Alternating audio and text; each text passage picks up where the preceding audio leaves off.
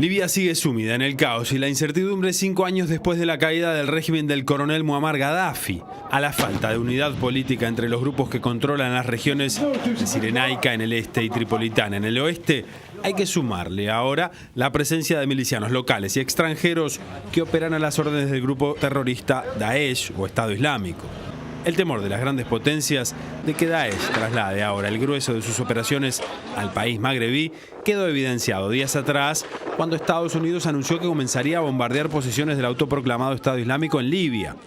Es impredecible cuántas víctimas civiles producirán estos bombardeos, pero a juzgar por lo que ocurre actualmente en Irak y Siria, el costo humano será muy elevado.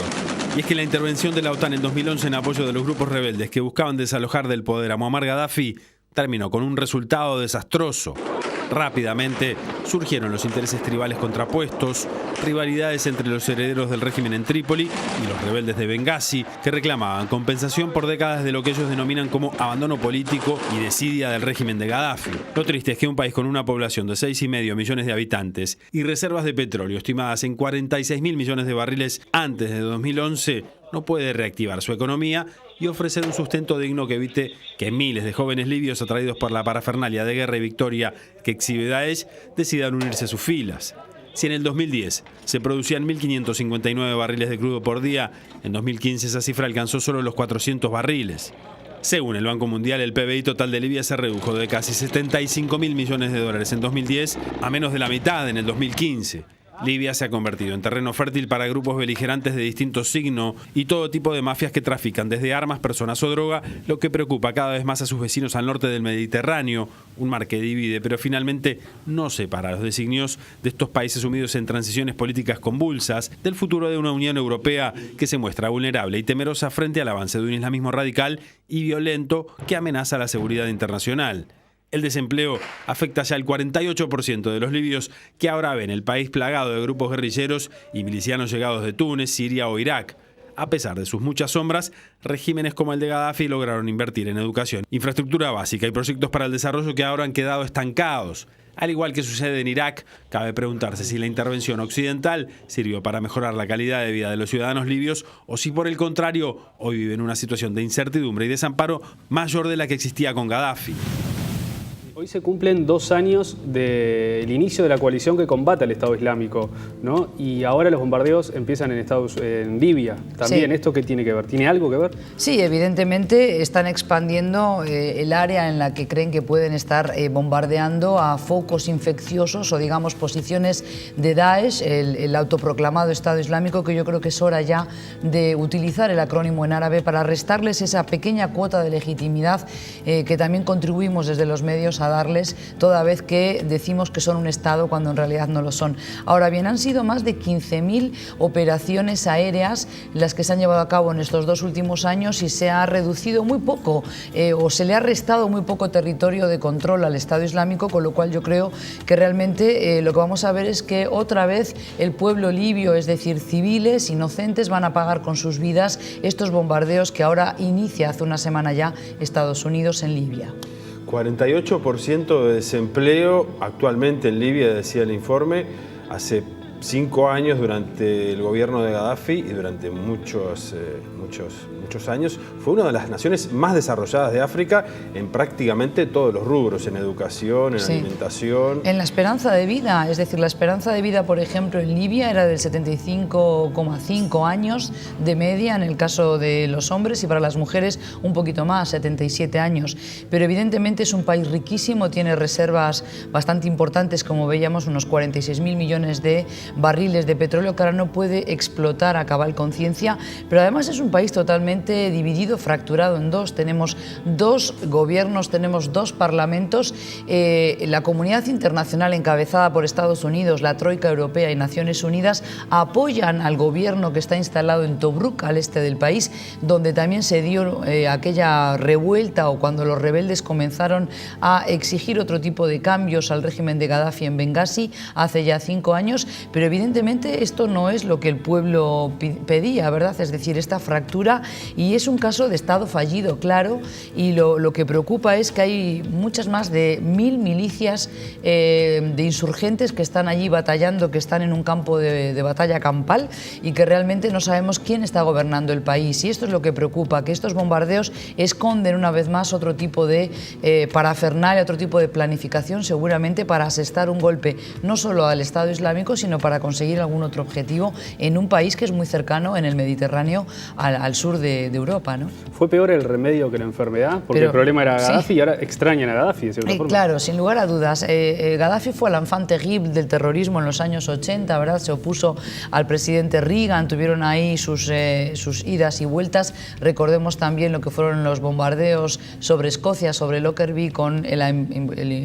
involucramiento de agentes secretos de Gaddafi, pero evidentemente después Gaddafi supo recomponer su relación no solo con Estados Unidos, sino también con la Unión Europea, cuando vio que realmente Al-Qaeda y Bin Laden se convertían en el nuevo monstruo, en esa cabeza negra, en esa hiedra de varias cabezas que es el terrorismo de base islámica. Como ahora, el lugar que ahora ocupa el Estado Islámico, correctamente. Pero es que además Gaddafi sirvió también de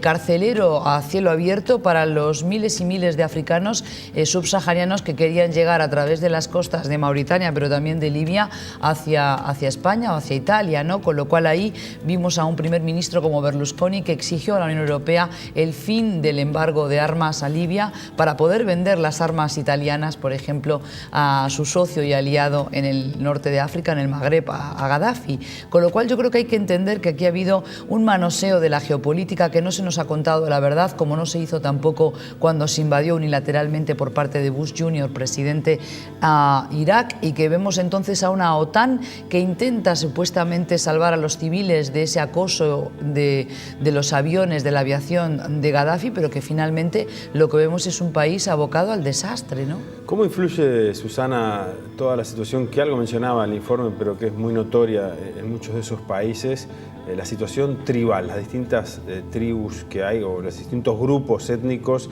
que tienen diferencias muy grandes entre ellos? Sí, bueno, hay que entender que el país siempre ha estado geográficamente dividido entre la Cirenaica y la Tripolitana. Tripolitana al oeste del país y Cirenaica al este, con Bengasi como esa capital. Vemos entonces que también hay otros grupos como los bereberes, los habitantes autóctonos del norte de África, pero sobre todo lo que tenemos son bandadas y grupos de jóvenes libios que buscan otro tipo de objetivos. No sabemos bien cuál, porque no tienen una reivindicación, una plataforma de exigencias políticas, pero que es una suerte de guerra de guerrillas y el todos contra todo, ¿no? Y entonces no se sabe bien quién gobierna, pero esto es funcional y útil a los intereses de las grandes potencias. Y también de esta quema no hay que salvar a países como Rusia y China, que dudaron mucho cuando se estuvo votando acerca de la intervención en Libia y que en aquel momento se abstuvieron, pero después bien que utilizaron el recurso de veto en el Consejo de Seguridad de Naciones Unidas y no permitieron hasta en 2 ocasiones cualquier atisbo de intervención militar en Siria. Y finalmente sabemos que Rusia intervino desde el primer día,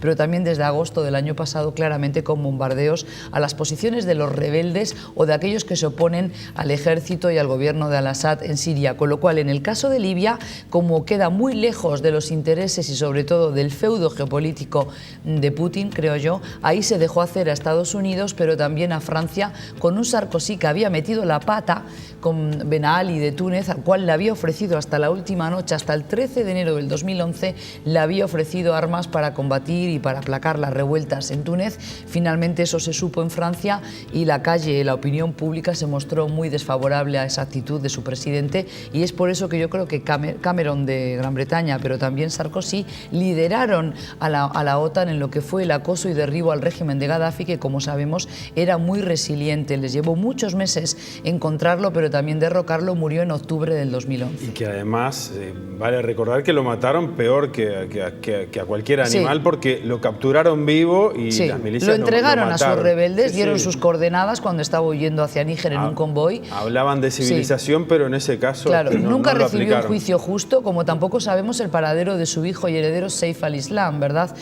¿Cómo es que no se puede saber dónde está, quién lo tiene, quién está lucrando con su vida, ¿no? Entonces yo creo que son este tipo de hipocresías y estas actuaciones erradas en materia de política exterior, no solo de Estados Unidos, sino de otras potencias, porque acabo de mencionar a Rusia, a China, pero también a la troika europea,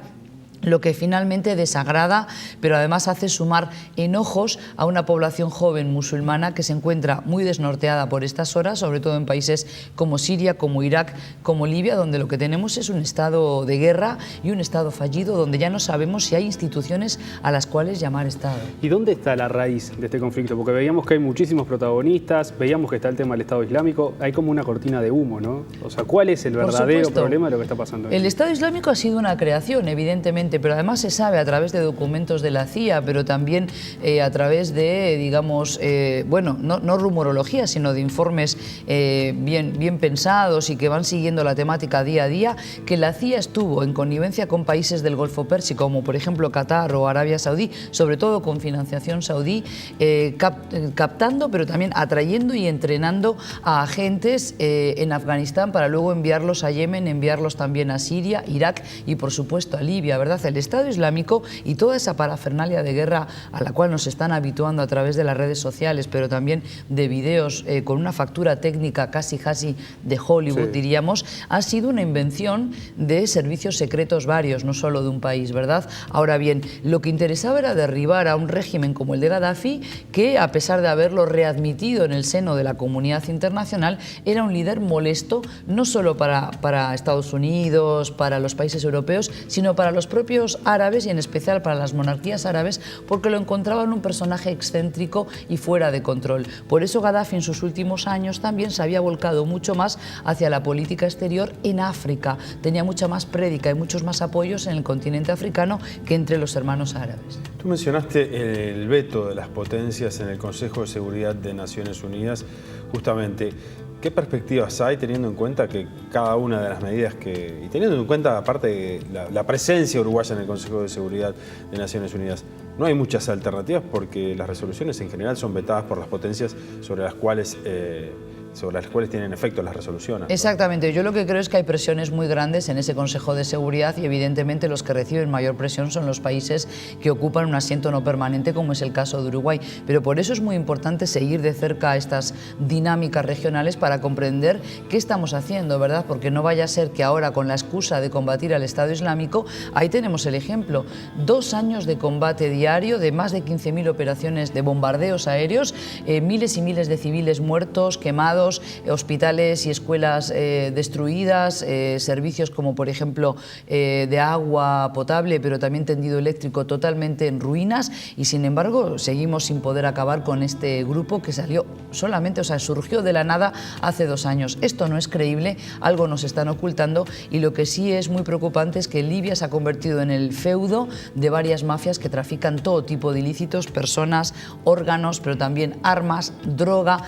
que viene muchas veces de países latinoamericanos que necesitan otro tipo de vías, otro tipo de canales de entrada a la Unión Europea, y a cambio de dinero todo se puede comprar y vender, ¿verdad? Con lo cual yo creo que esto es lo triste, y esto agrava también la situación de los refugiados, que ya hemos hablado de ello en otras ocasiones, pero en ese espacio que llamamos Mediterráneo Central perecieron el año pasado 3.000 personas.